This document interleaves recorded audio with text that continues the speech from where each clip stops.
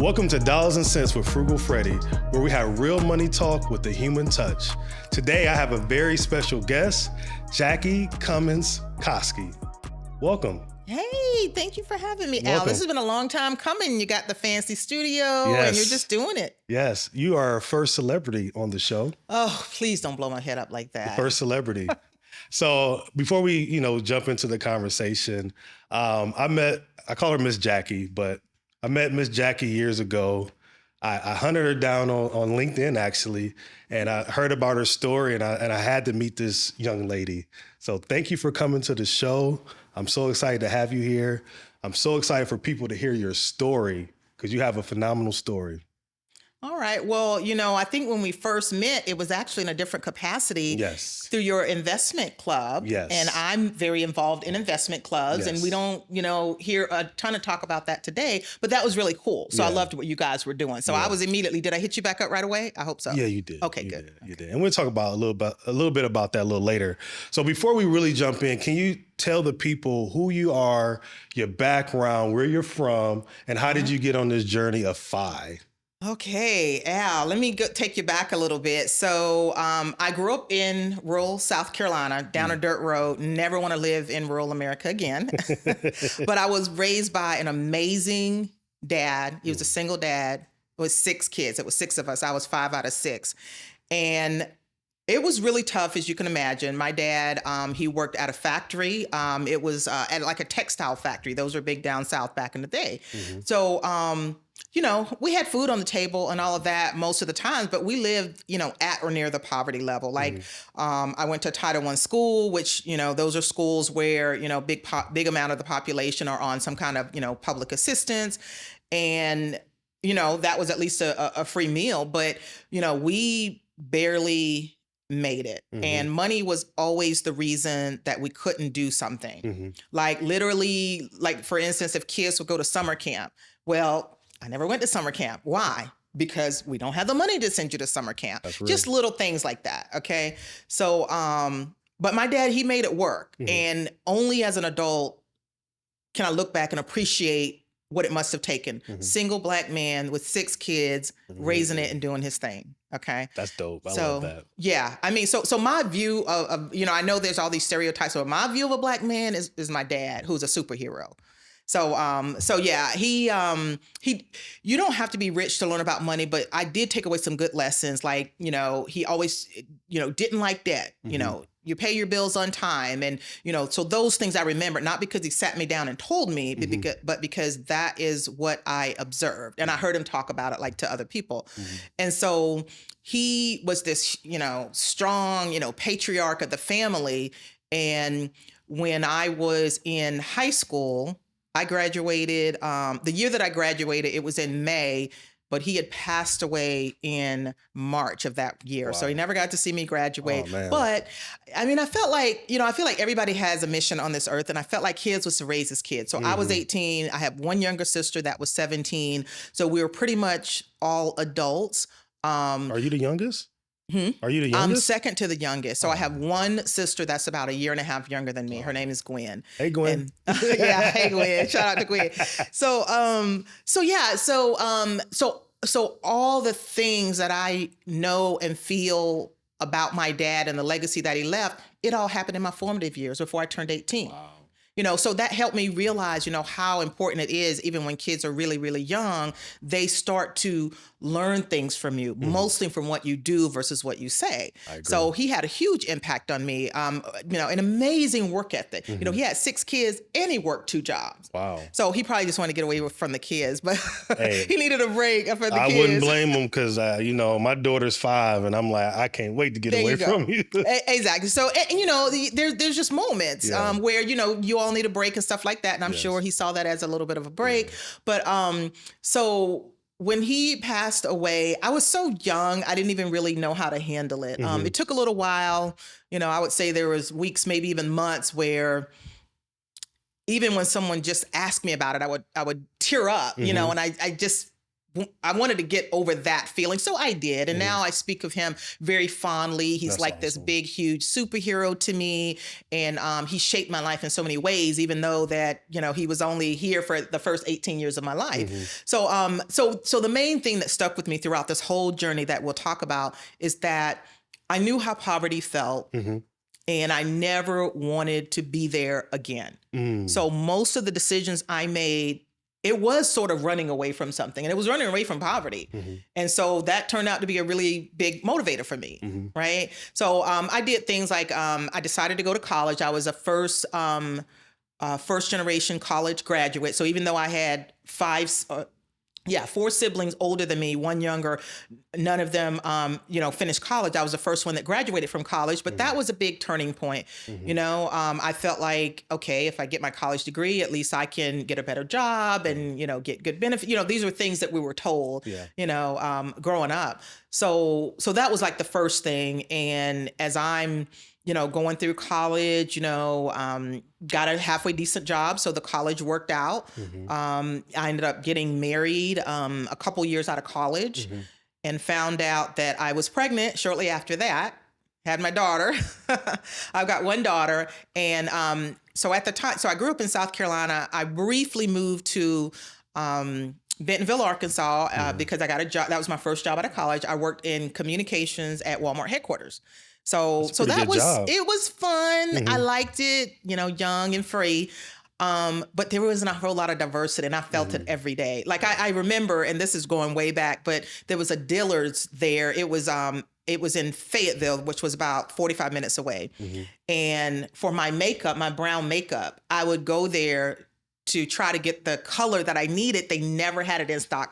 Back then I had to special order it and they had to mail it to me. Oh, wow. Yeah. So just little things like that. Yeah. Okay. So I was only there for 3 years, and my husband's in the military, and we had known each other before I moved there. So we got married and we moved to Ohio, and that's how I ended up in Ohio. I always get asked, how did you end up in Ohio? It's like, do I have to bring this up again? Hey, it's the best state in the union. Yeah. So throughout that whole experience, I'm sure there was a variation of different salaries and different financial decisions and mistakes and highlights. Can you speak a little bit about some highlights, some mistakes, where you started as far as income level and how you got to that? And we'll jump more into the stuff later.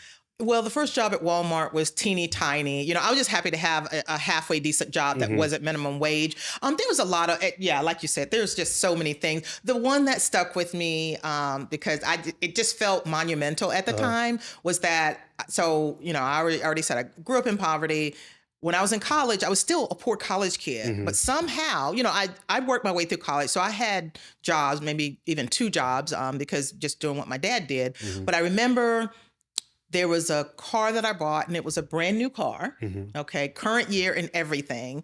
And let's say the year. Yeah. I don't know what was going through my head, but I remember the exact amount of those payments. Okay. I'm barely paying my tuition, barely getting through. And some reason it was a good idea to buy this car. It was $326 a month car payment at the time. And it was a blue Ford Probe. I mean, it was looking really nice.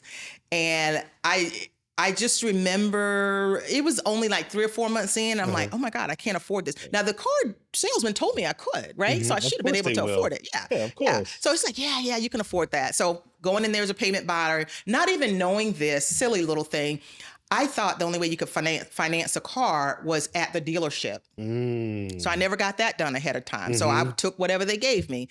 Didn't even know what it was based on, really. So I remember going to the bank, trying to get this car refinanced because I could not pay this $326 a month. So I go to the bank and I sit with the lady. She had a little cubicle. I remember I had a little chair outside the cubicle, and she looks at some numbers on her computer and she was like, well, we can't refinance your car because you owe more on it than it's worth. Oh, wow. So, that was so hurtful. And I did not know what I was going to do. So I was trying not to cry in front of the lady. My eyes are welling up, and I'm going to sit in my $326 a month car. Was it brand new? It was brand, like when I say new. And it went under that quick? Well, I mean, remember, as soon as you drive Oh off, yeah, it you goes down lose. in Yeah, you're value. right I about mean, that. even if I was trying to sell it the next day, it probably would have been upside because now it's in the used car category. It's not a brand Gotcha. new car. Gotcha. So that was a big lesson, though. I know that now. Mm, I didn't know that then. mm. And so and I didn't even think you could negotiate the price of a brand new car. I thought it was always set. So all these things that I didn't know, but I slithered into my $326 payment car and I just cried. I didn't know what I was going to do. I felt so stuck and stupid. And so that just kind of sticks with me. And I'll never forget the number. It was $326 a month that I Wow, could not afford. that's kind of expensive now. I refuse to pay that for a car note. Yeah. Oh, that was the first and the last brand new car I ever buy. Oh You know, I wow. have very defined parameters of the car that I will buy. And it's usually I want it 3 to 5 years old. I need it to look brand new and be Yeah. in great condition and try to pay cash for it and all that. But back then I probably purchased a car with every wrong thing in every wrong way. So And I think that's the one thing, as we're operating this personal finance space, you get all these influencers and all these thought right, leaders and try to paint this perfect picture. right, And there's nothing perfect about anyone's journey, especially when not they're in at their all. financial journey. So Yeah. I'm sure that has stuck with you. I'm sure that sticks with you when you're working with people, when you're Yeah. talking to people. Like, yeah, I've been through some things as well. And that's the thing with this whole show is like really having that human touch and having those real conversations about Right, money. Because right. I consider you a celebrity. Oh, And we all, and I've probably got 1,000,001. And you know, the thing that I learned with my daughter. So when I wrote a book way down the line called Money Letters to My Daughter, a very personal, just series of letters that I wrote to my daughter about all the things I learned about finances. And as she was reading, she would read, each letter at a time before the book was even published or put together. But the letter she liked the most was when I talked about my mistakes. Ooh, Because I guess it made mom human or whatever. yeah. And that helped me understand that it just makes you a real person. And a lot of times people are a lot more receptive to that. But I'm still making mistakes, Al. I still make mistakes. Mhm. So And that's the thing. And I appreciate you being transparent in that. Like, you're an author, a podcaster now, I'm a a thought podcaster. leter. Look, you've been doing the all podcasting these thing longer than things. me. They're like, hey, I'm still making mistakes. And that's the real. Yeah. Me too. It is. You know what? That's the only way you learn and you grow. And you have to be willing to go out and do something new and try something Yep, new. I agree. Technology's changing, processes are changing, all of that. So if you want to learn something, be willing to make a mistake and learn from it. Yeah. Oh. No, like I said, I appreciate that. I want to do a quick pivot here. I know we have some money right here. Yeah. First time we had money on the set. So what does these $2 bills mean to you? What's the story behind these $2 bills? Okay. So the story behind the $2 bill was, or it still is, because they're still very much a part of my life. So when I was working my first job in high school, it was at Shoney's in Aiken, South Carolina. I don't even think it's around anymore. But I remember back then you got a paper check and you had to go to the bank and cash the check. So when I did that one time, I got back a $2 bill. And I thought that $2 bill was special because they're not mass produced like other like 1s and 20s and 5s and 10s and all of that. So I held on to it. And every time I would go to the bank, I would get a $2 bill. This was my way of saying, wow, one day they're going to be a collectible or they'll be worth a lot. And they're still only worth $2, most of them. I've got a few that might be worth a little bit more. But when I was in college, I continued that habit. Okay. Poor college kid. Okay. When I became an adult, now when I went to the bank, I could say, hey, give me $20 worth or give me $50 worth. And I just kept accumulating these $2 bills over time. So my daughter asked me, I think she was a teenager at the time. She says, Mom, how many $2 bills do you have? I said, well, I don't know. Let's count them. So we count them. I had 1,900 $2 bills, which meant that was, I don't know. you good with math? $3,800. Okay. Yeah, put it on the $3,800. screen. I don't know. So that was $3,800. And I'm like, okay, what am I going to do with these $2 bills? And so I couldn't just turn them in at the bank. I couldn't just spend them at the grocery store. So I said, you know what? I was into my financial literacy, financial education. I'm always looking for ways to connect with especially younger people, to make it fun, to make it exciting. I just came from an event today in Columbus, and it was, I decided that when I do workshops or classes or anything around financial literacy, financial education, especially in high schools, I would give away $2 bills. If you had a good question, you got a $2 bill. If you answer one of my questions right, you got a $2 bill.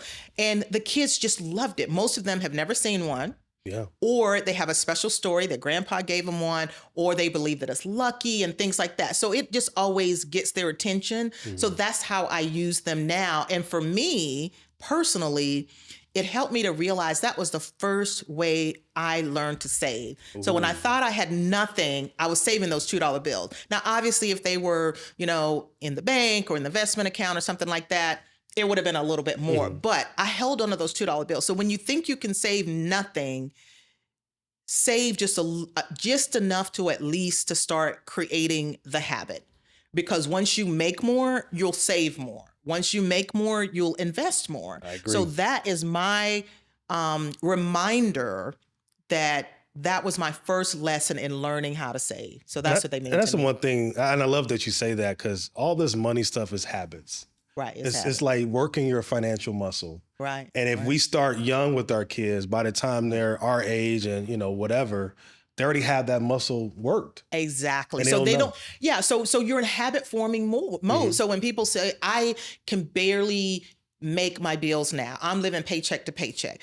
And I'll say the key at this point, since you're stretched too thin to really save much of anything, you're in habit forming mode. Meaning literally, if you have $2 a month, okay, just work on that muscle. The key is not how much, is setting it up regularly and saying, you know what, I did this on a regular basis every single week for 3 years. Now I am finally able to save something and I can do more. Yeah. So yeah, just building that muscle. Yep. I love that because, I got a special $2 bill from you. Oh, of course. I got an autographed version of the $2 bill. I won't show y'all, but I got it right here in this pocket.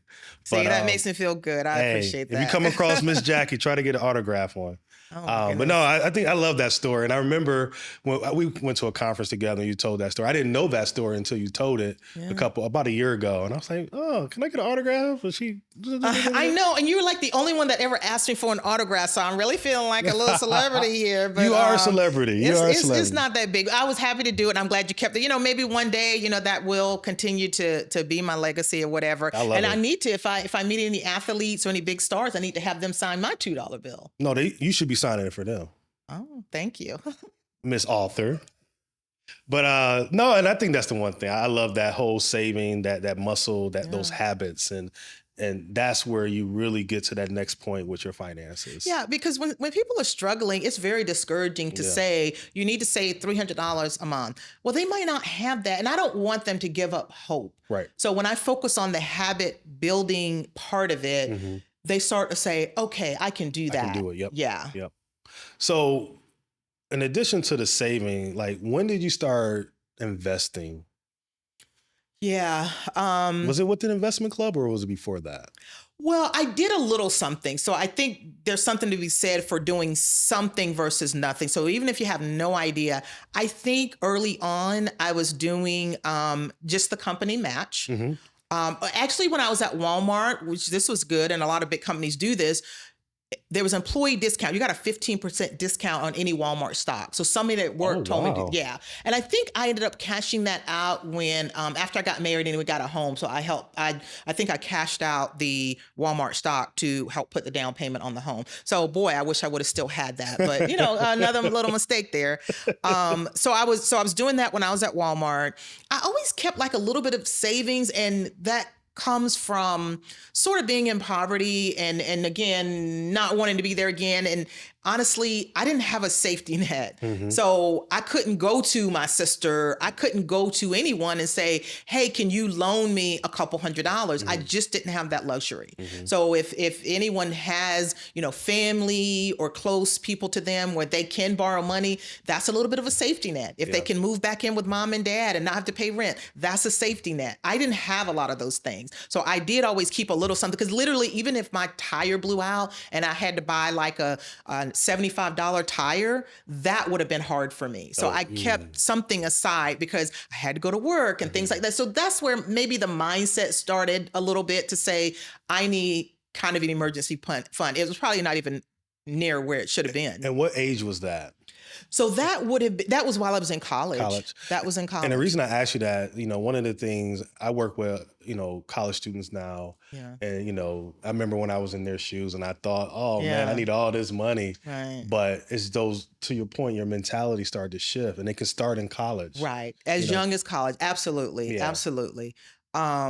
Yeah, all like habit forming, all those habits start to form very, very young, even in high school. Like I remember a couple of my nieces, they were barely in high school, and I saw which ones loved to save something to the side and the ones that literally wanted to spend every penny they had. And you can see 20 years later, how that kind of works out. Yeah. The one that always saved, she's doing really great because she started investing, and that habit I started seeing that habit. So I'm, very happy to see that. But so honestly, this is how most people start saving, and me too, was when I first started working and I had access to a 401k. I did the company match. It came out of my paycheck. I didn't see it.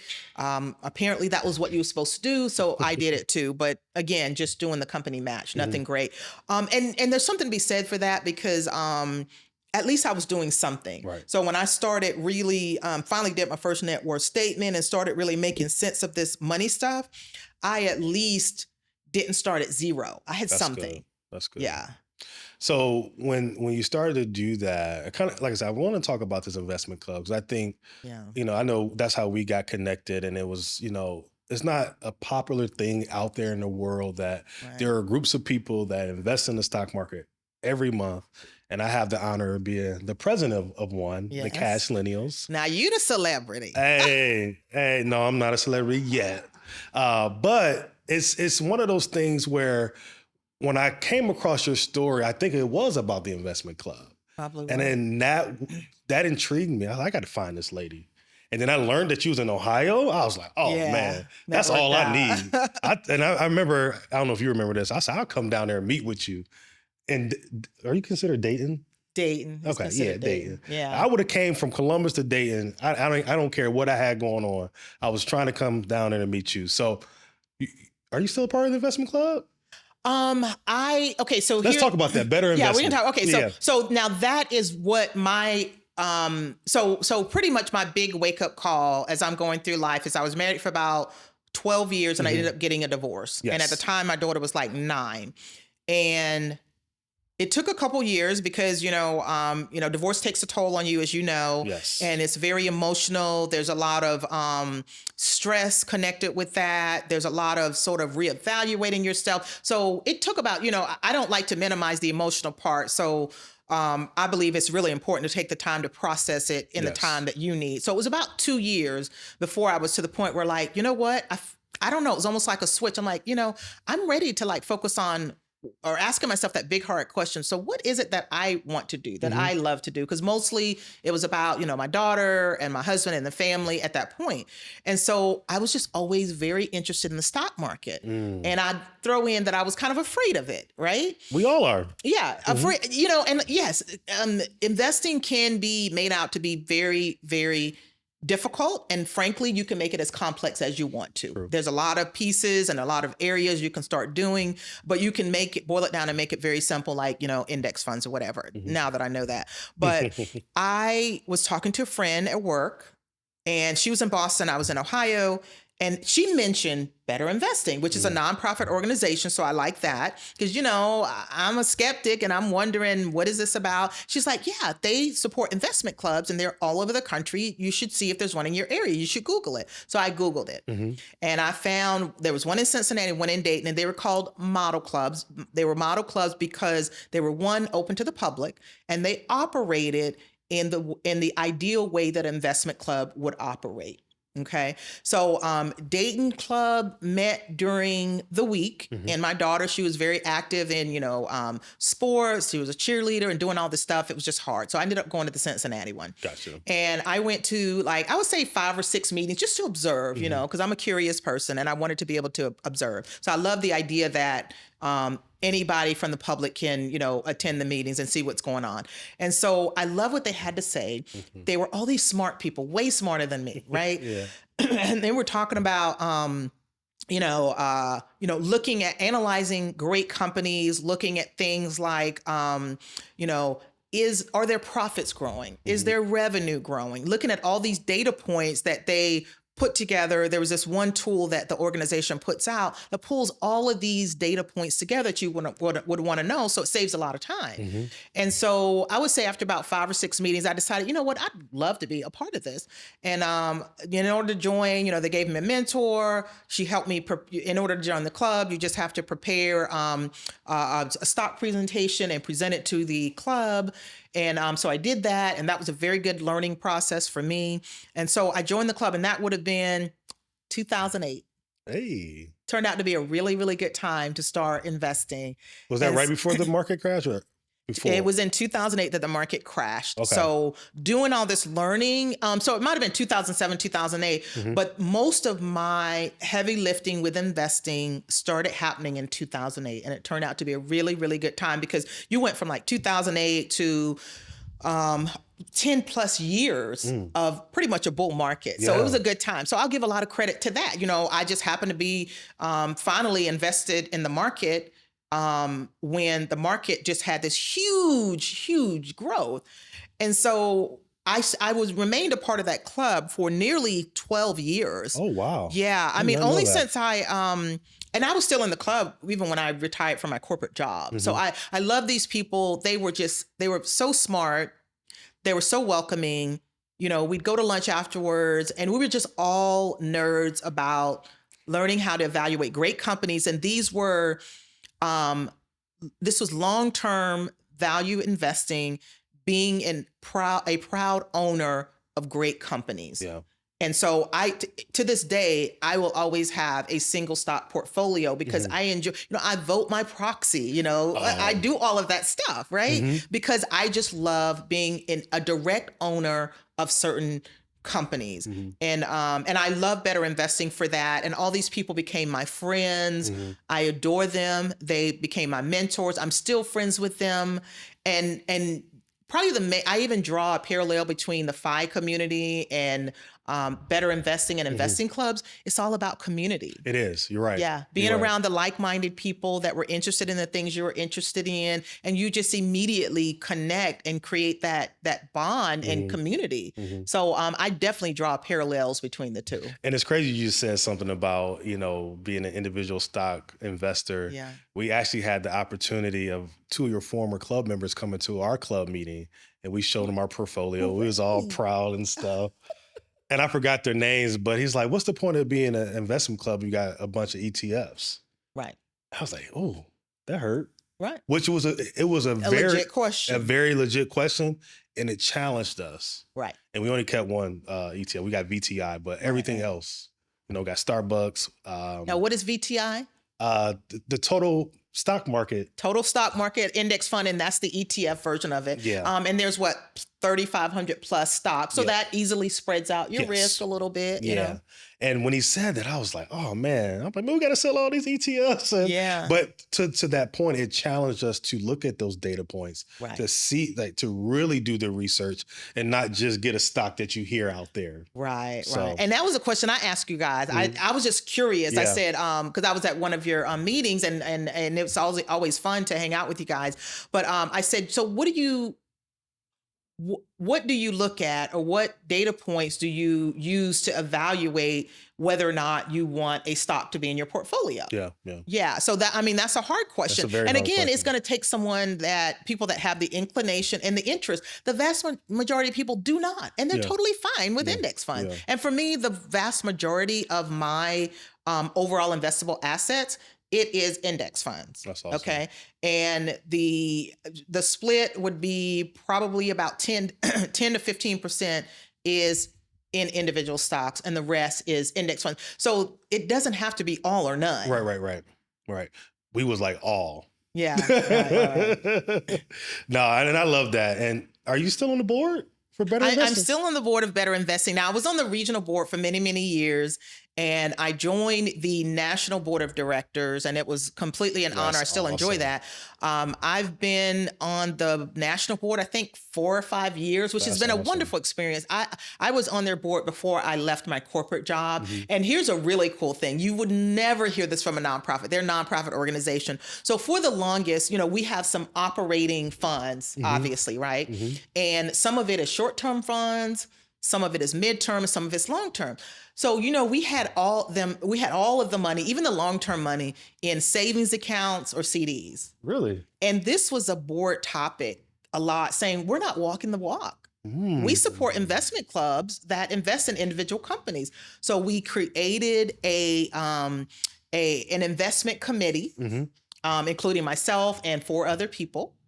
And almost the first 6 months, all we did was focus on our investment policy, because we really had a lot more at stake because we were representing the organization.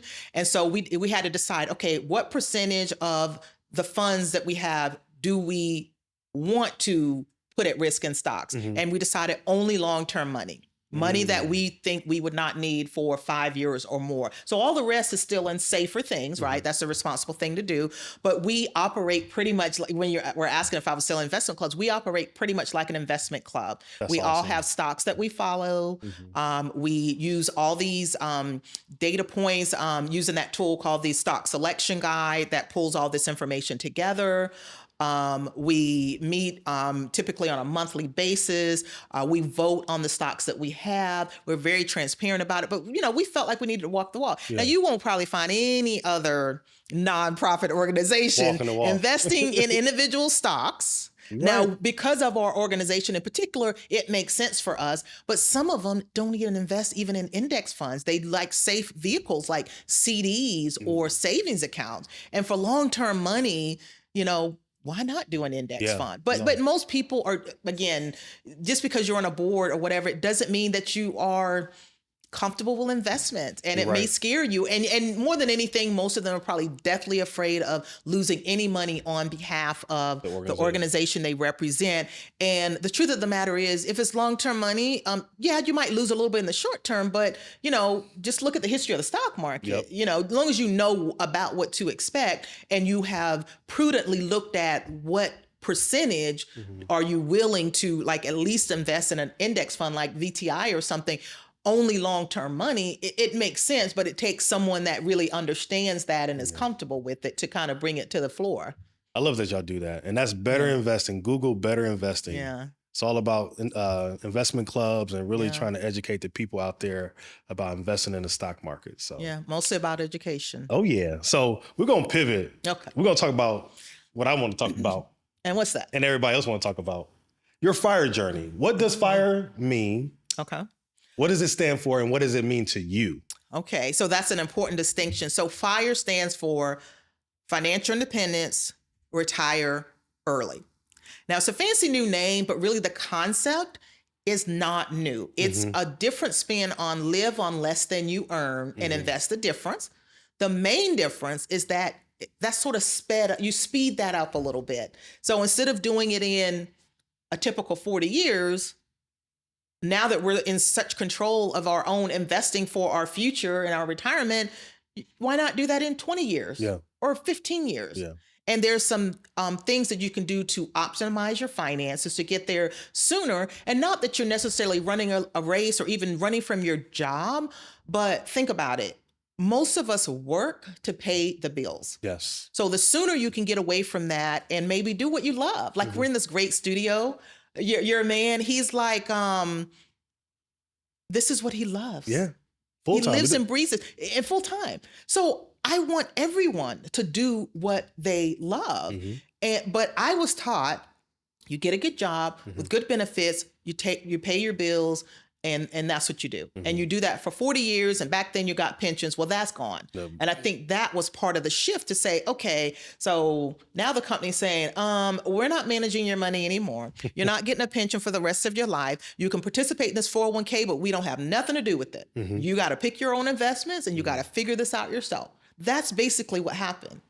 And a lot of people said, okay, I'll take that challenge. Mm-hmm. And they said, you know what? I can invest better than you. I can save better than you. And I can be more efficient than you. Well, I can do it in half the time that you told me I could. And I think that's the thing I love about the FIRE community. Like, retirement is a number, not an age. Right. And we've been conditioned to think you retire at 65. Who says that? Yeah. All these things out in the atmosphere. You know, Social Security says early retirement 62. 55 is a provision with 401k or employer plans where you can do it maybe at 55, and then 59 and a half. A lot of traditional retirement vehicles, you can't even touch your money until you're 59 and a half. That's crazy. So there's reasons why people think that's the age, because that's what's been fed to us, right? Yeah. And that's how we anchor to those numbers. And it really takes a mind a refocus and just a shift in the way that you think. So FIRE itself, that's what financial independence, retire early. That's what it stands for. The FIRE movement and the FIRE community. That takes on a whole new thing. People that think a little differently, that's willing to challenge the status quo, that's willing to do things a little bit different. And the movement allows you to move away from just working for a paycheck to either retiring early if that's what you want to do, or focusing on what you really love, and to be able to have more control over designing your life. Because once you have the money part figured out, it's no longer an obstacle. Now you can move forward a lot more freely to do the things that you love. And when you're retiring so early, you have a chance to do that. Okay, if you wait until you are 65 or 70, do you have the physical strength to do the things you love to do? Do you have the mental capacity to do those things? At 40, 45, 50, 55, you probably do, both physically and mentally. So why, I almost feel like, waiting so long, you're giving up some of your prime years. And I'm able to do all these things that I'm like, if I die tomorrow. Oh, don't say that, Miss Jackie. I know. Well, you know what? We're all going to do it. But I think about this and that. It's like, if I die tomorrow, you know what? I'm pretty damn happy with the things that I've done, because I try to just move. And I'm so freer and so lighter to do the things that I want to do. And so, I'm pretty happy with those. And so that's part of my legacy. I don't know if it starts to happen in your 40s or 50s or whatever, but my mind thinks a lot about, like, I'm in legacy building mode now, is what I think about. Okay. Yeah. So how old were you when you retired? I want to share that with the... Yeah. So FIRE is two parts: financial independence and retire early. So for anyone that wants to figure out their FI number, the reason why I was attracted to the movement and the 5 people is because they make things very simple when it used to be like alphabet soup and very confusing. So if you want to figure out your FIRE number, you simply take 25 times your expected expenses in retirement. Now, for some people, that could be the same as what your expenses are now. Some people, it could be lower, like if you paid off the house, you paid off the car. Some people, it could be a little bit higher. But the key is what you expect to spend in retirement. For me, that was roughly $40,000, and that's out the door. Because now I was making roughly about on average, I was making about $80,000 a year before I retired. I just averaged it out. So I'm not the great budgeter, but the way I did a backwards budget. So the way that I came up with my what I was spending is, I just subtracted all the saving and investing I was doing. And I also subtracted out taxes. Whatever was left, that's what I lived on. So people say, oh, what did you have to sacrifice? What did you have to give up? I'm like, I didn't really give up anything. I just backed into what I was already spending, and that was comfortable to me. So, I was maxing out my 401k, maxing out my IRA, maxing out. And so I was doing Roth versus just a traditional IRA, but I was doing traditional in my 401k. I was maxing out my HSA. I was putting about $100 a month in the investment club. So all in, I think I was around like $30,000 to $35,000 per year that I was putting in all these investments, right? And then I was getting a great, generous company match. And then I subtracted out taxes, and that came to about $40,000 to $45,000 a year. I'm like, okay, so that's what I'm living off of. So I just took that $40,000, I multiplied it times 25, which is, here you go. I don't know. $1 million. I got that memorized. I got You that better. memorized. Yes. Or you can pop up your calculator, go to an app. You can even put in all kinds of assumptions. But so my number was $1 million. I never knew even how to figure that out. Wow. I just went by what everybody else said. Okay, it's 65. Yeah. So I reached that FI number when I was 47. Wow. That's young. Yeah, I mean, it's young compared to what the general public's doing. And, there's those statistics about, most Americans have almost nothing in retirement by the time they're ready to retire. Yeah. So yeah, that's pretty, in the FIRE community, that might not be considered that early, but for the general public and for the majority of Americans, that is super early. So I still wasn't ready though. You got that mental part, like I talked about. I had that one more year syndrome where I'm like, there was all these excuses. How am I going to get money out of my account before I turn 59 and a half? Figured out a bunch of ways to do that. I'm like, what Can about you talk health about insurance? that a little bit? Because I think that's the biggest thing. Is it is a big. How do you get the money that's in your? Because it was, I'm assuming, it was in your 401k. You had your Roths, you had your IRAs, and all that. The majority of that was. I guess, what do you live off of? Yeah. So, and that's a misnomer that I do try to talk about because there's exceptions to every rule. And frankly, the wealthy people use the IRS as like that golden ticket when they can find the loopholes and the special provisions and the workarounds and all that. Same thing for the FIRE community. So the majority of my net worth was in my 401k, because that's where I was contributing the most, because the max is, at the time, it was like 20,000 or something like that. Now it's up to like maybe 25. I don't know. 24 something, I don't really, I don't work for a company anymore, so I don't know. But so most of it was there, okay? Yeah. And then some of it was also my Roth IRA. So let's start there. With a Roth IRA, you can take out the contributions, the amount that you put in at any time, for anything, both tax and penalty free. So I always start with that. So I knew I could always get that. On top of that, I did have some of my 401k in the Roth portion of my 401k. So when I rolled it over, then all the portion that I put in, now I could get to if I wanted to. Now, I didn't necessarily, haven't really touched those, but I knew that that was available. The other thing, my health savings account. So I had built that up pretty good, right? There's no age limit for that. True.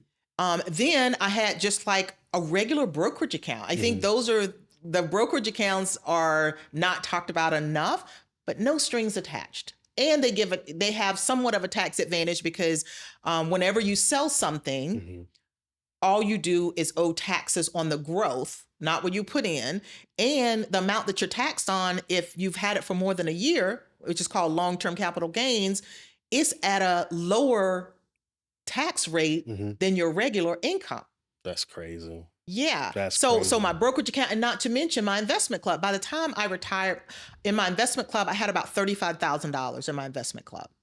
And I'd been that was your individual my portion. My portion. At any time now, I love good accounting practices. So at any time I could look at my portion, sign on to our iClub account, which I think, Better Investing also supports iClub. But that's great for any club or organization that, even if they don't have an investment club with Better Investing, because I could go in at any time and I could see my portion. I could see every single contribution I ever made from day one. So that was important to me. Transparency, because this comes to your money. You don't want nobody playing with that. No, not at all. No. So that was something that kind of sold me on it too. So my first pot of money that I used when I retired was my investment club money. And this is another little advanced tactic that I know a lot of the rich people use, is that when I was withdrawing money from the club is technically a partnership. So my tax rate was really low because it was going through the partnership. And so that helped me out a little bit because I paid very little taxes on the money that I took out when I was still there. Yeah. So that was a big part of it. So between a brokerage account, no age limit. Between, my investment club money, no age limit. My health savings account, no age limit. Roth contributions, no age limit. There could be, other things like, some people were getting into I-bonds, so there's a lot of things that don't have an age limit, but we just traditionally may not have thought of these things as ways to bridge that time between you retiring early, for me, I ended up retiring at 49, to that traditional age of 59 and a half. And one more advanced thing, which some people overcomplicate. This is not that hard, because I actually talked to a couple people that did it. And I'm like, I thought it was pretty easy, but everybody act like it was hard. It's called it's an IRS rule. Anybody can do it. It's Rule 72T. And it's a long word, but it's substantially equal periodic payments. Basically, you can take your IRA and you can say, and you can segment it, and you can take whatever amount you want. It doesn't have to be your entire IRA totals. Okay. Let's say you had $100,000 IRA that you wanted to say, okay, I'd like to set this up where I'm getting a regular monthly amount. And there's, all the details on the IRS site, but you can get a regular monthly amount taken out of your IRA coming to you. You set this up. It has to go for at least 5 years or until you turn 59 and a half, whichever is longer. And so the money that comes out with these substantially equal periodic payments, no penalty. Doesn't matter how old you are. So that's one that's not talked about. The more you know, baby. It is in the book. Yeah. But yeah, it's really not that hard to set up. Yeah.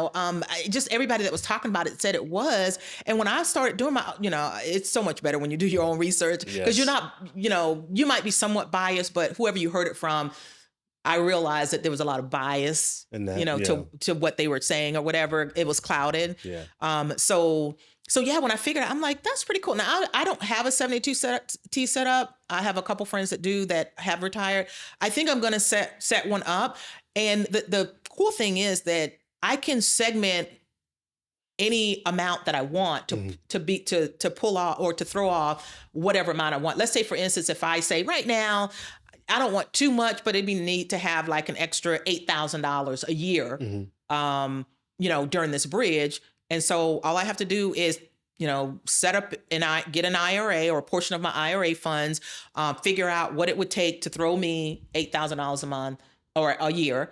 And that's all. But that's a really cool thing that almost makes it possible for anybody, even if you ended up stuck with a lot of your money in a traditional IRA, you can still make that work. Yeah. So yeah. An IRA is individual retirement account. Google that. There's different forms of that out there.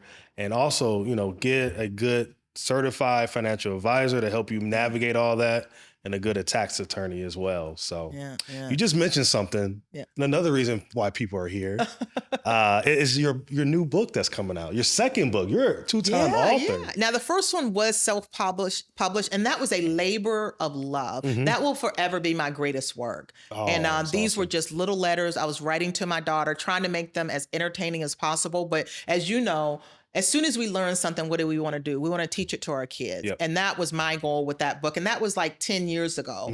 It's still on Amazon. Like I said, it will always be my greatest work. Awesome. I don't care if I write 20 more books. That'll always be the most important one. When you write 20 more books, don't forget about me. Okay? Right. Okay. I got an autographed $2 bill over here. There you go. You say, I knew her when. Yeah. So the new book, F.I.R.E for Dummies. Yeah. How did that come about? Yeah, so that was very interesting in how it came about. I didn't hire an agent, and I wasn't shopping around trying to find a big publisher. And when you get a traditionally published book, typically that's how you do it. And I didn't realize all the work that typically goes into that part, because the way that F.I.R.E for Dummies came about, first of all, it originally was supposed to be titled Wealth Building for Dummies. Not quite as fancy, right? Not quite as fun. Not splashy. But so a good friend of mine, she was a CFP professional. Her name was Sarah Catherine. And Wiley had gotten with her, or she was somehow working with them on a book that's supposed to be titled Wealth Building for Dummies. Now, she is busy building this amazing firm. She's in Arkansas, and she was just too busy. She's an entrepreneur. She's a business owner.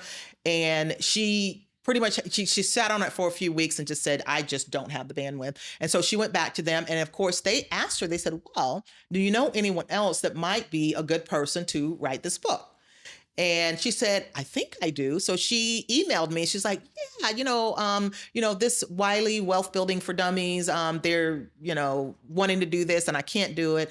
Would you be interested? I'm like, yeah, of course, Absolutely. So all she did was make the connection, That's right? awesome. And so when I talked to Tracy, was the acquisitions editor, and she, I immediately liked her. Mm-hmm. So we had a Zoom call, and we were just talking about my background, and I had my CFP credentials, so that was a nice plus. What does CFP stand for again, for the people out there? Yeah, CFP is Certified Financial Planner, and it's pretty much the gold standard in the financial planning industry. And even though I don't typically do like one-on-one financial planning, that's not like sort of my path, but it doesn't mean that I couldn't learn a lot and get a lot of value and become a better educator. So the way that I'm approaching that is just completely different. Maybe the FIRE mindset. I like that. Because I've been thinking about getting my CFP, but not right now. Hit me up. Well, anytime you are ready, I will give you the behind the scenes. Got you. And you could totally do it. For sure. Almost anyone that's interested, like totally hit me up. But I was scared of it at first, and I feel like fear happens from afar. When you're looking far away, it seems scary. It's like the boogeyman in the closet. And when you get close up and you really get into it, you can get it done. Like, for instance, anyone with a college degree, someone that doesn't have one, they'd be like, college is too hard. I can't do it. Yeah. But we know we got through it. We did it. It's not that hard, but we can only say that having been close enough to the experience. If you haven't done it, you just don't feel that way. True that. But so I talked to Tracy, and she wanted me to pull together all this stuff. Like she wanted, it's like 10, and I guess normally this would go into a book proposal, which I didn't have. So basically she gave me a template for that, and she was just like, fill out all this stuff. And it was like, my social media, my website, the things that I've done. I provided links. I got pretty lucky, and I did, a CNBC little mini documentary, a Market Watch. I even got, a great little snippet with Rachel Ray and things like that. So I had some good things to show. But what wasn't good, and I knew this, was social media. I mean, you are the celebrity when it comes to that. I'm not good at social media. So I'm like, my numbers are not that impressive, and definitely my website. So, but I gave, it is what it is, So I gave all that to her. And obviously the theme was the FIRE stuff, financial independence, retire early. And I know these days, a lot of people are talking about it, are very interested in it, mainly because of the new name, but it's gained a ton of traction, especially with major media publications, Forbes, Market Watch, CNBC. And so she said, give me a couple weeks. I got to pitch it to my team, and we'll get back to you. So she got back with me. She goes, they really loved everything. That's awesome. And she's like, they were looking at all the stuff that you had done around, FIRE and financial independence. And she said, we think we want to change the name of the book from Wealth Building for Dummies to FIRE for Dummies. And actually, I was really happy that they made the connection. A big part of FIRE is wealth building, building enough wealth so that you don't have to rely on that paycheck. Yep. So that's how it came about. And it's been a journey since then. I mean, we put the timeline, signed the contract. We had the timeline, there was an advance. The advance was $8,500. It's going to vary. So that's not a hard number. But, I enjoyed the vote of confidence, but the way that an advance worked is that they give you this amount up front. Maybe like I had to do the book in a third. Okay. Ooh, how long did it take? I wish I would have had a little more time. So going back to Money Letters to My Daughter, that took me 2.5 years. And so I was messing around some or whatever. This book, I started like in August or September. Starting with them last year. 2023? So the bulk of the book was done within 6 months. Wow. Yeah, which I think about that now, that's crazy. But when we were working on the timeline to come up with a third, I'm like, I have this done way ahead of time. But when it got down to it, oh my God, I was not working at the pace and I love writing. Like part of my program in undergrad was journalism. It was therapeutic. That's why I even wrote the first book. That was one of the outlets for me. So I guess I just don't like writing on demand and the whole deadlines and stuff like that. You retired now. I mean, you ain't shooting no deadlines down no more. I know. I signed up for this. But look, the way that I look at advances, again, it's a big vote of confidence. And usually the amount of the advance is based on how many books they think you can sell. So obviously, if you're a big celebrity, then maybe you'll get, a $50,000 advance or a $5 million advance. Because if you're Barack Obama, you probably get $20 million advances. Yes. Well, the way that advances work is that it's really just a loan that they make to you as the author, and you pay it back in the way of book royalties. So no On penny, the back end. no penny comes to me until I have paid back that $8,500. All right, we're gonna help you pay back the $8,500. Yeah, right. So that's how it works. When does the book come out? Okay, so it will come out on April 30th. I am done with my part. Just this week, I got my first glance at the digital version. I almost cried. It was a lot of hard work. But seeing it come together, it's almost like, being pregnant and having a baby, and you got this beautiful baby at the end. And it was very gratifying. I was happy that I was the one that wrote this book. I wanted it to be very inclusive in terms of regardless of where people are at their wealth building journey. I talked about the mental and the psychological aspects. That's huge. I can't wait to read that. Yeah, I do not want to ignore that, because when I was sort of doing the outline, they made me do an outline. I'm like, oh my God, how am I going to do an outline? I haven't done this in years. I know. I got another thing to do. So coming up with the outline, I'm like, how should I order this? And I broadly, like, if you take away nothing from this interview, broadly, this is how I look at the wealth building process and wealth building for FIRE. You want to increase three things: your income, your savings, and your investing. And then on the other side, you want to decrease these three things. You want to decrease your taxes, your expenses, and your debt. That's the formula. That's simple. And it's very simple. And so I'm like, that's how I want to do. Well, then I started thinking about it. I'm like, well, you kind of have to have the mindset to even get ready to do that. So I got to explore the psychological stuff. And then honestly, before you even start, those 6 things, you have to know where you're starting. You have to know, tracking your numbers or knowing what certain numbers are and getting a clear picture, because that is going to help customize your journey. For instance, if you're making $250,000 a year, and your problem may not be an income problem. It might be your spending. Yep. Okay. If you're making $30,000 a year and you're a super saver and you're a minimalist and you're frugal, and you got a great budget, then you don't have an expense problem. You might have an income problem. Yep. So you got to start, you almost got to put together this blueprint to see where you need to start and what you need to focus on. And then looking at your superpowers and then looking at your challenges. Yeah. We all, and you should acknowledge your challenge. Us as Black people, we have a certain challenge. We've got, systemic things that have happened in the past, the psychology of even things like slavery and segregation and things like that. Those things have lasting effect. Even the poverty that I grew up in, the poverty is a big mindset. I had to work on all of those things, but the first part is acknowledgement. Yeah, and I think that self-awareness, like I had to have that, and so many other people I know have that self-awareness about where I started, where I'm going, where I want to go. Right. And I think that's the biggest thing where I try to push, like, okay, let's acknowledge that, we're not where we want to be right now. Right. Let's also acknowledge where we're at now and where we want to go. Right. That's important. And that is so important. And I love what you said about customizable plan, because everyone thinks they need to be a millionaire to be free. Right, exactly. And you don't have to. Right. There's plenty of people that live off a lot less.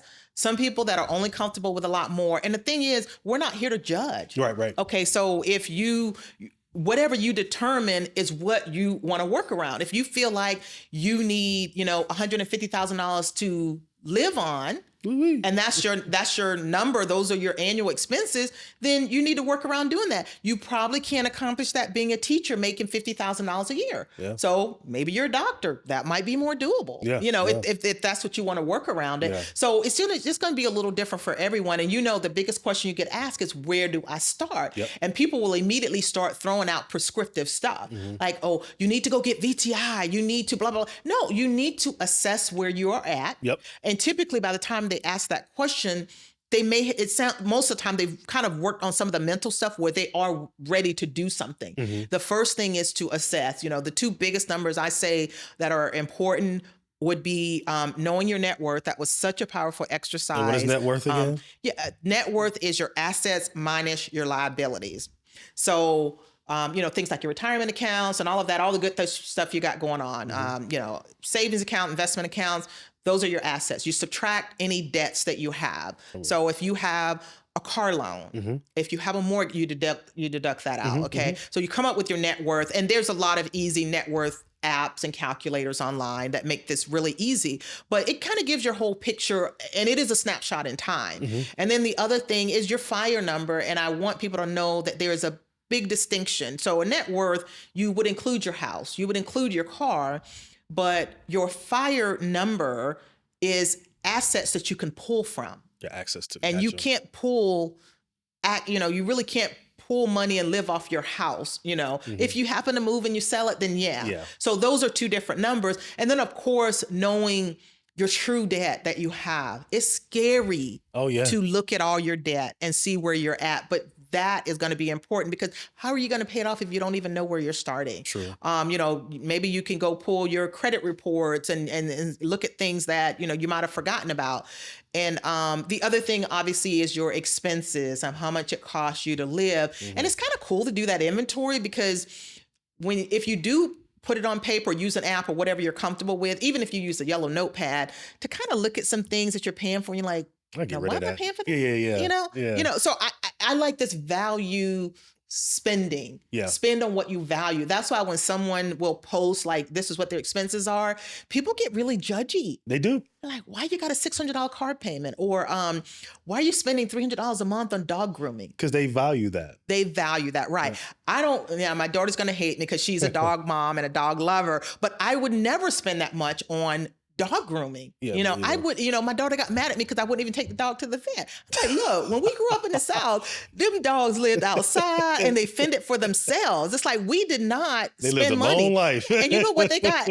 Buying dog food at Walmart. I never knew about buying dog food at Walmart. You know what they got? They got the leftover bones from the chicken that we had for dinner. And that was, so that was just my world. Okay. I know that's not, what it is now. But that's not how it is in 2024.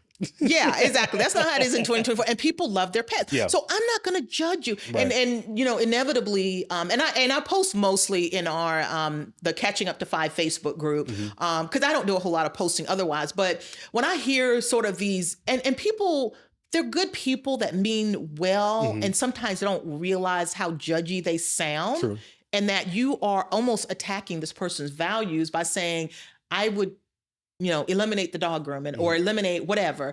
And so I will inevitably say, if I see someone post that and they want some feedback, I'll say, just make sure that your expenses and your budget is based on your values and not that of others. Yeah. So she can be the one to say, I think I can cut that in half, or I think I can do this different, but not because, everybody says that I should, Because his advisor or his coach said so. Exactly. All right, Miss Jackie, don't give him too much sauce. When the book come out again? It comes out on April 30th. Okay. So we only got, I don't know when this will air, but we got a couple weeks, but don't give him too much sauce. But it is Financial Literacy Month. It so is. I'm April thrilled that the book is coming out during Financial Literacy Month. And it was just a very deep experience for me in writing this book and bringing it, to the FIRE community, but also bringing it to people that have never heard of FIRE, don't even know what FIRE stands for, but are like, well, I'm curious about this. I've heard it and I saw this article. I want to learn more about it. And also another big group of people are financial professionals. I have my CFP. I'm in that world now. And, a lot of times they think FIRE is like nonsense. They do. And I don't like that, because I'm both. I'm both. I'm not saying CFPs are nonsense, but again, the ignorance happens from afar. And if you saw one article or you knew one person, you may have based your opinion off of that, which is not fair.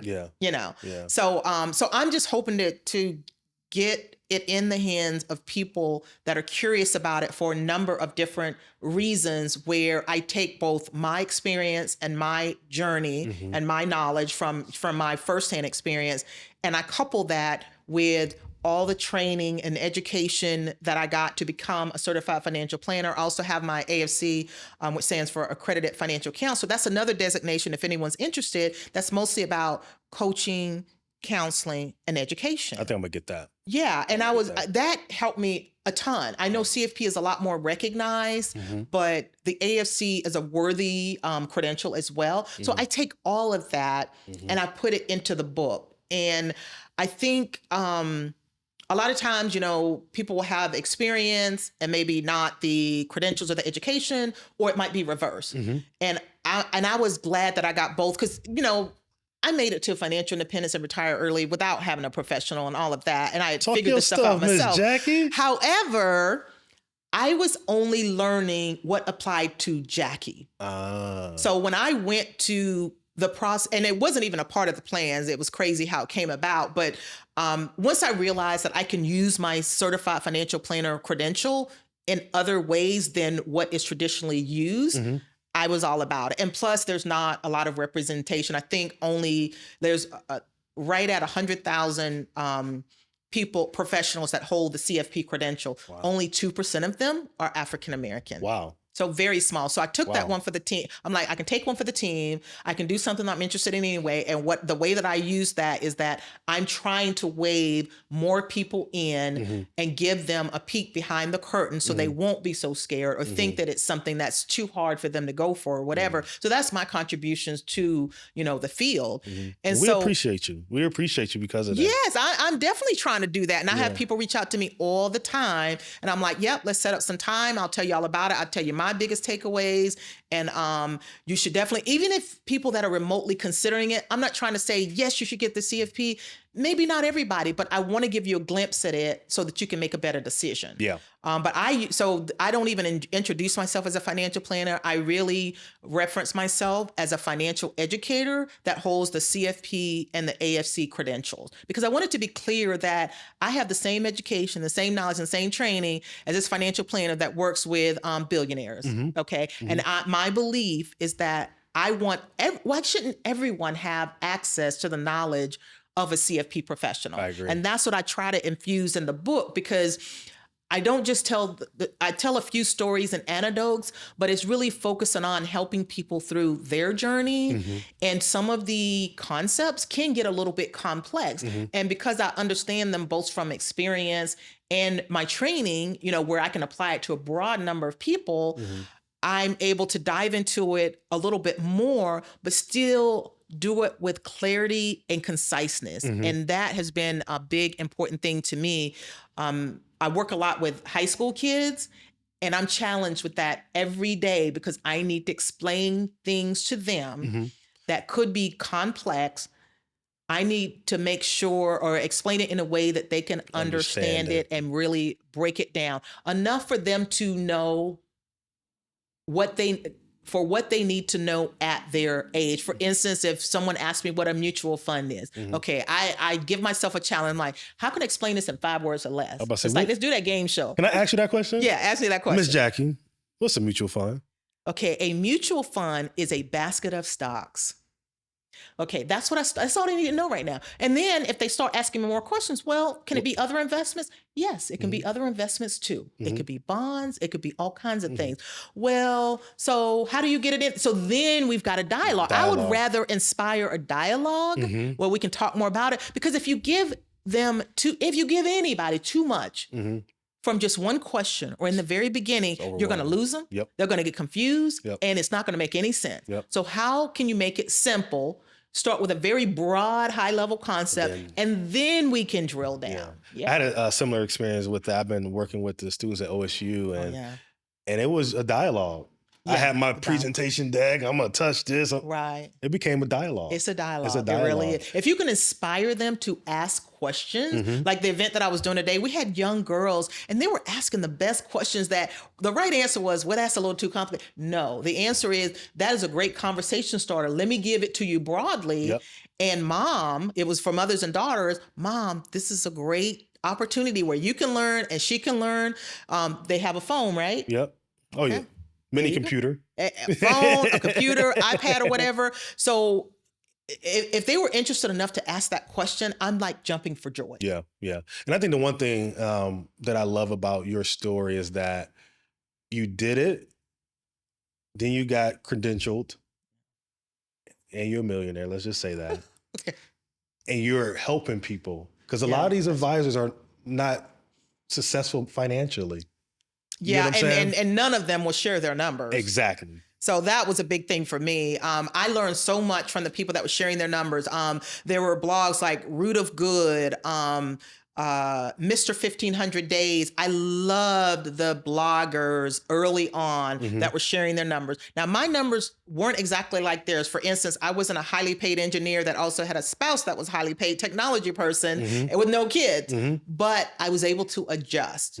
But if I had the real numbers, I could do that. But if somebody's just saying, yeah, I made like 6 figures, what does that mean? Does that mean 100,000 or does that mean 800,000? Right. Yeah. So the general stuff didn't help me as much. And so when I had real numbers, I could really start to dig into it. So that's why I freely try to share my numbers. And another thing, you did this, you said on average, you made less than 6 figures.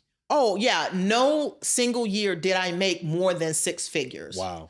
What I did to come up with my average, I went to my Social Security earnings statement, which is another great tip. Pull your Social Security earnings statement. It's at, I think, ssa.gov/my account.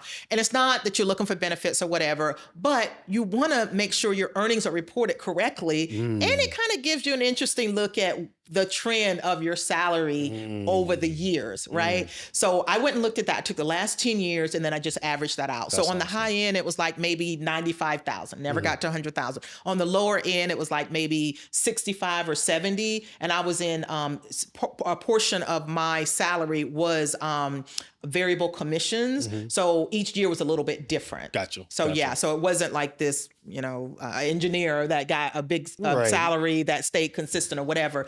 I got my little raises over the years. I was at my company for 21 years. It was LexisNexis. They're headquartered in Dayton. And so I gave them, they are. They're headquartered in Dayton. Yeah, they're right off of 675 and 75. I didn't know that. My bad. I didn't mean to cut you out. I didn't know that. Yeah. They were, and oddly, so they were one of the largest employers in Dayton. Now, now everybody works from home, so it don't matter. But back then it was. And so, and another thing about the company, they had a really very good generous match. If I put in 7%, they put in 9%, as long as you was with the company for at least 7 years, which I was. So I took advantage of it. I knew how good that was. And the way I see it, some people are like, well, I don't have a company that gives me a match or do all that. It's like, that's fine. But it's like one thing I remember my dad used to say, it's like, you got to get while the getting's good. True, okay. True. I think that they have since pared that back. Yeah. And the same thing with like investing in 2008. So yeah, did I have an advantage by investing? Yeah, I did. I took advantage of it, but you got to get while the getting's good. Yeah. I mean, get it all. Yeah, get as much as you can if you're in a position to do so. Yep. So, everyone, would have had the opportunity, but their life might not have allowed it at the time. Yeah. If you were drowning in debt, then there would have been no way. But there's always these little opportunities that you can take advantage of, and with eyes wide open and understanding, what's a real value and a good deal and what's not, and you will start to build that skill over time. Yep. You may say nothing makes sense to me right now. I remember when I was first starting to invest in individual stocks, there was something called judgment. You have to put in your judgment. I'm like, I don't have a judgment. I have no idea what I'm doing. So you get better. No, that's awesome. And I think that's the one thing. You mentioned something earlier that really stuck to me. You said life design. So now that, you hit F.I.R.E, you got these certifications and all the things that you're doing, what are you doing now in addition to what the financial stuff? There's some other things I know you're doing.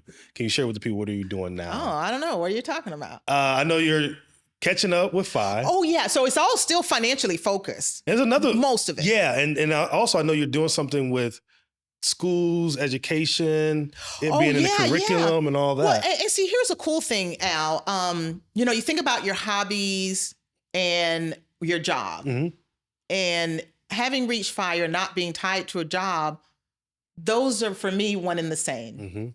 This is what I love to do. I love to be around, kids, high school kids, and teach people about personal finance and see their eyes light up when the light bulb goes on. So you may know this, but Ohio is one of the states that have passed the law to require personal finance in order to graduate from high school. That's exciting to me. That's big. That is big. That's big. And the law passed in 2021. So I've been very involved in getting our teachers trained because that was a big hurdle to pass the law. Now we got another big hurdle. Teaching our educators and equipping them and building their confidence to be able to teach this to our students. So I help with that. At the University of Akron, they had this amazing personal finance teachers conference. and I was the keynote speaker there. I was thrilled to do it. I had done work with them because they have a program for teachers, for economics and personal finance teachers, and they were already ahead of the curve. So I'm still very involved with them. I actually just started being one of the board members of it's the Barker Center that do a lot of great financial literacy stuff. Congratulations. Yeah, thank you. And I had relationships with them for a long time, and this was just a natural progression because I love their work. And like you mentioned, the other thing, so it's just so nice to be able to free up my time to be around people more that I really want to be around. Because when you're working, yes, you may meet some very amazing people, but then you'll have people that are just default people where you can't control who these people are that you're spending all this time with. So now I get to do that. I'm talking to you today because I want to talk to you because I think you're great. And we've been friends over the years. Okay, thank you, Ms. Jackie. But there's other people that honestly, if I hadn't parted from my job and retired from my corporate job, I would have never met some of these extraordinary people. That's a good like point. my co-host of Catching Up to F.I.R.E, the podcast that I'm doing. We're filling a gap. There's a lot of people that feel like they got behind. So thus the name Catching Up to F.I.R.E. You might have gotten behind because of, just poor choices, or maybe you had kids, maybe you went through a divorce, maybe you had just some catastrophic thing happen. There's a lot of reasons you could be behind. It's not just being older, So we focus on that middle. It seems like a lot of the media is talking to, and everybody's clamoring for either the baby boomers or the millennials. The baby boomers, because they got all the money. All the money. And the millennials, because they are the bulk of the workforce. Well, I'm kind of the Gen Xer. I'm right there in the middle. Like I felt like a really old FIRE person at 47, but I feel like a really young regular retiree. And so we felt in the middle, like the forgotten middle, the silent generation, whatever term you have for it. So Bill is an amazing guy because the funny part is that he is an emergency room physician.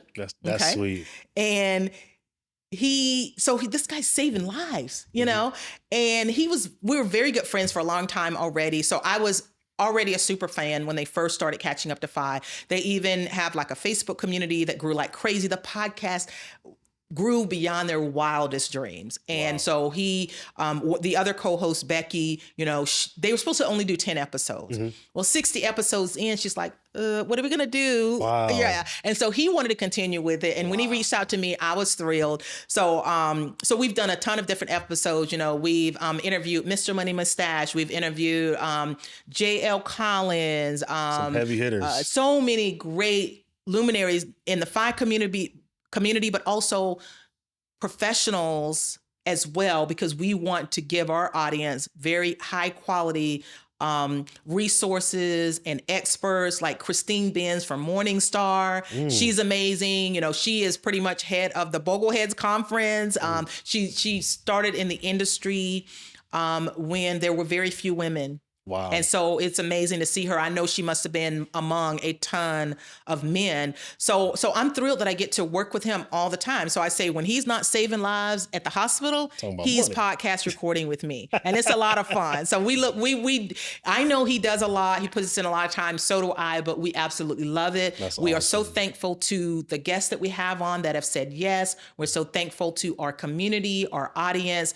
Again, this has grown far beyond our expectations. That is awesome. I think that's one thing I love about you, Miss Jackie. I know you hate when I call you Miss Jackie, but you're an author, a podcaster, a mother. You're an influencer. I don't know if you like that term. I know. I think I might get put in that bucket. Yes. You know what I mean? So you have all these things within the thing that you're passionate about. Yeah. And I'm pretty sure you didn't even think it would go this far. I did not, but now that I don't, the job was almost slowing me down because honestly, I had a desire to do some of these things. But when you work freaking 40 and 50 hours a week, that like squeezes out a lot of your mental energy. I agree. And so now that I don't have that, most of the time I'm ready to go. And I really, the only regret I have is that I do wish I would have done it sooner. Even the financial part doesn't worry me like it used to, because from the time I retired, I retired at the age of 49, I had like 1.3 million for my investable assets and my net worth. So that's what I started with, and that would have been 2019. I retired officially in December 2019. Okay, so it kept inching up. 2022 happened, which was a horrible year for the stock market. Yes, it was. I lost like 21%. So what's 21% of 1.3? Here you go with I this know, math, there's the Miss numbers Jackie. again. It's a lot. I'm Let's sure. just say that. It's a lot, okay? Wasn't too worried about it because I know the market goes up and down. Plus, we'd come off of that 10 to 12 year bull market. I knew that a pullback would happen. At that point, I had like at least 3 years worth of expenses that were not tied to the stock market. Wow. So my life wasn't going to change because I had already planned for that. So then 2023, outstanding. And then we got 2024. So my last net worth statement that I updated was I'm just under 2 million. Hey. So my net worth has grown since I retired, even though I was pulling off of my investments. And on top of that, I was a skeptic and overly pessimistic, but I did not include Social Security. I think that you should. Social Security is not going away because as long as when you get your paycheck and you got that line item that says FICA, part of that FICA or part of what retirees get that's on Social Security is your FICA money. Right. So they'll at least have that portion. Now, all the rest is not going to go to zero and blow up. I don't know about that, Miss Jackie. I know. And you know what? I was just a skeptic. But so here's what I know. Okay. I don't know what it's going to look like. And we know the trust fund is going to run out. And the trust fund has these brilliant actuaries. So I'll go by their number. They're saying by 2034, if nothing changes, okay, nothing will change until the very last minute because that's how Congress works, right? So if nothing changes, you can expect to receive roughly 75% of your expected benefits. Okay, so if you want to be conservative, do only 75% and do it as early as possible at 62 because at 62, that's your lowest amount. So if you're going to be conservative, use that number. That makes sense. Now I didn't use mine. And honestly, if you want buffers in place and that's what it gave me, then you don't have to count it. But I think it's not realistic to think that it's going to go to zero. Yeah. It won't go to zero. Okay. I hope you're right. Well, it'd be pretty, you know what? We got much bigger problems if it goes to zero. You're right. We have something saved, but think about the amount of people that is either living 100% off Social Security or they depend on it heavily. Yeah.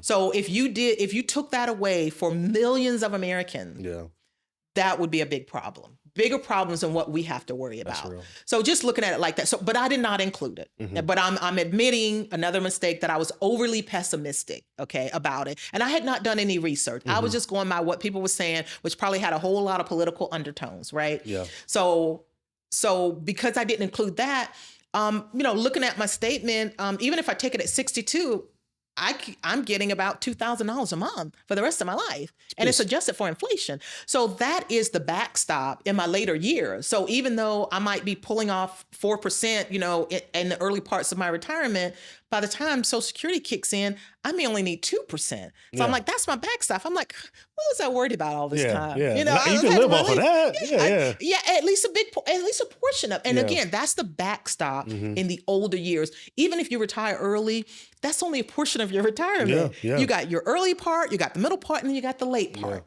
And so, I let all that sink in. And probably my biggest takeaway from being retired for nearly 5 years is that precision is not required. And I tried so hard to be precise, and we got our spreadsheets and our calculators, not saying that it's not important to know those numbers and things, but I was trying to be precise. And if I had to talk to you 5 years prior in terms of what my life would look like and what I would be doing after I retired, it's been completely different than that. It still had the same focal point of financial education, financial literacy, but, hosting a podcast with an emergency room physician, sitting here in this fancy studio and talking to you, writing a book called F.I.R.E. for Dummies. I'm literally writing the book about FIRE. Those things would not even have been anywhere in my scope of possibilities. That's awesome. So precision is not required. Yeah.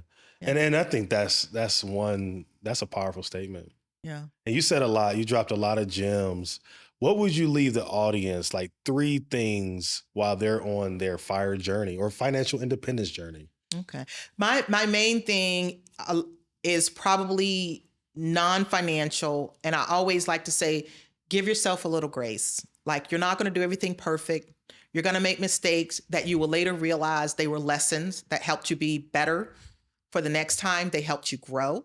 So give yourself grace. The psychology of money is real. You know, I went back and got my master's. Part of that program was financial therapy. And here we are, practitioners, thinking that the class was about us as practitioners when it really had us digging into some deep stuff. And I thought about some things and processed some things that I was not expecting in this class. So the psychology of money is real. The psychology of financial independence is real. Give yourself the grace and the time to think about deeply about the things that are important to you. You know, what are your values? You know, don't do things just because the community says you should, or the fire tenant says this. I don't follow everything to the T. Now, I'm very conscientious about the decisions that I'm making, but you don't need to follow any one path or anything that any one person is prescribing. Yep. You know, it's always a mix. And remember, your journey is so unique to you. You know, make it what you want. And that will start to develop over time. So I guess that's another thing. Allow yourself to grow and develop into this. You don't have to know it all at once. And frankly, if there's things that you spend a little bit more on that you find valuable, that's fine. Okay, you delayed your retirement or your FIRE plans by 3 months or 6 months. Does it really matter that much? No. You know, enjoy the journey. And I am hearing a lot more messaging around enjoying the journey, you know, enjoy the experience. And then think about like the next generation. And even if you don't have kids, there's still a generation coming behind you, whether it's the kids in the neighborhood, whether it's people you work with. And like I said, lately, my mind is definitely about legacy building. It's like, okay, so I've learned all this stuff. I've done this. How can I teach someone else? How can I impact other people? And that's part of the reason, like, I didn't have a desire to use my CFP credential one-on-one, because I'm like, we're not touching enough people. We need to touch. I want to do one to many. Like there's a lot of people that will listen to this years to come. That's more important to me, to touch more people with what I'm saying. I'm very free and transparent about the stuff that I know, because why would I die with that knowledge? I don't need to die with that knowledge. I want to share it in whatever way I can. So I don't know if that was 3, but those are the things that I think about, you know, as far as, you know, trying to leave people with something that I think will really help them on their journey, and be successful at it. And to me, no matter what, you will end up giving back to society in the way that's most meaningful to you. What you give back isn't just tied to your job. You do the work that you love, and it doesn't have to be coupled or tied to a job. You know, I'm so thankful that I get to continue with the work that I'm doing, and it comes in many different forms. It doesn't have to be, oh, I work for this or that company. That's not the important part. The important part is the work that I do. Am I proud of what I'm doing? And you're doing it. I'm trying. You're doing it. And I always tell people, life happens outside of the 4 walls of your job, and it really outside does. the 4 walls of your house, and you're touching the people. And I think that's the most important thing. So with that, where people can find you again, when is the book being released, and how can people get in contact with you? Yeah. So I said the one-to-many is very important. So I'm always entertaining opportunities with that. I like to work with companies, groups, and things like that. But the main thing is I am a co-host of the Catching Up to FI podcast. I'm really thrilled about that. You can just go to our website, catchinguptofi.com, or anywhere you listen to your podcast. We come out weekly, new episodes on Sunday. Just go to Apple. You can download, you can subscribe. We'd love if you would subscribe. We'd love it if you would leave a review if you like what you hear, just set up automatic downloads. That way you get it every single Sunday. And we work very hard in the way that we create content. So that's the podcast, but also the book will be dropping on April 30th. And it is available for pre-order. And I guess the biggest thing I learned about this whole traditional publishing thing, pre-orders are huge. Okay, pre-order your book, y'all. Pre-order. If you just want to support, because for the longest, and I always will, I freely give away what I know. If someone wants to talk with me and me knowing that it's going to hit a lot of people, I'm totally transparent. Most people don't like to talk about their money, especially in a public platform. So if you love that and you appreciate it and you've gotten something from it and you want to support, pre-ordering the book or listening to the podcast or, writing a review, once you pre-order the book, the next step would be if you leave a review. Those are really important too. All you need is one sentence, maybe, I'm about conciseness. One sentence, 6 words is good enough. You don't have to write a book. But those are the things that I'm working on now that I'm very, very proud of. And they are already been pretty successful, or at least the early, things that I have seen with it. But the more I can touch, the better. Yes. The more I can touch, the better. So thank you for This was gracing. great. First of all, thank you for coming. Thanks for being the first celebrity on the podcast. Oh, stop that. First of being the first millionaire on the podcast. Oh, look at you. See, you might have some hidden millionaires now that just won't talk about it. You're right. I think I know a couple. There's some quiet millionaires out there. Yeah, actually, most of the millionaires are quiet millionaires. Yeah, and that's the way that I want to be when I get there. Oh, are you telling me on the down low that you might be a millionaire? I ain't there yet. Trust and believe. You're working on it. I'm working on it. I'm working my plan. That's right. You're working your plan. But no, thanks again for coming. I really appreciate this. And hey, congratulations on all the wonderful things that you're doing. Thank you. Al, this was awesome. I was more than happy to come by. You're not that far from me, so I don't do a whole lot of live shows anymore. So this was great. Yes. I love what you're doing. Trust me, you are the master marketer, way more than me, and we're all good at something. Yes, so it was right. my pleasure to come out and support you, support the show, and I think it's amazing what you're doing. This is your way of doing one to many, and I think it's great. Thanks for inviting me. Oh, thanks for having me. All right, see y'all.